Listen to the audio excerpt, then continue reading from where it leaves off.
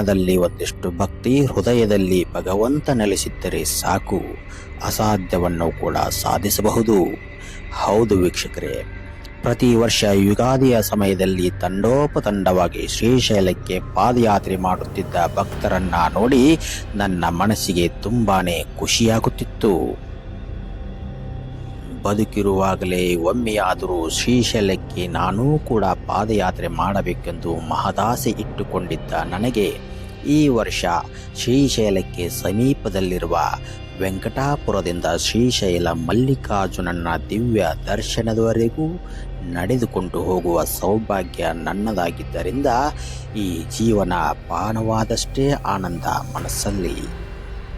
ಹೌದು, ಆದರೆ ಜೀವನದಲ್ಲಿ ಮೊದಲ ಬಾರಿಗೆ ಅಷ್ಟೊಂದು ದೊಡ್ಡ ಬೆಟ್ಟ ಗುಡ್ಡಗಳನ್ನು ದಾಟಿಕೊಂಡು ನಡೆದುಕೊಂಡು ಹೋಗುವ ಆ ಹಾದಿಯಂತೂ ಖಂಡಿತವಾಗಿ ಸುಲಭದ್ದಾಗಿರಲಿಲ್ಲ.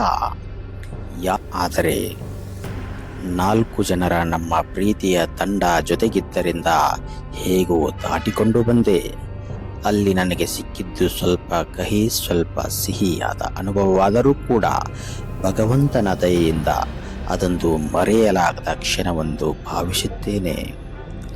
ಇದು ನನ್ನ ಪಾದಯಾತ್ರೆಯ ಅನುಭವ. ನೀವು ಕೂಡ ಇದೇ ಮೊದಲ ಬಾರಿಗೆ ಹೋಗಿದ್ದರೆ ನಿಮ್ಮ ಅನುಭವ ಏನೆಂಬುದನ್ನು ಕಮೆಂಟ್ ಮೂಲಕ ನನಗೆ ತಿಳಿಸಿ ಅಂತ ಹೇಳ್ತಾ ಮತ್ತೆ ಬರ್ತೇನೆ. ನಮಸ್ಕಾರ.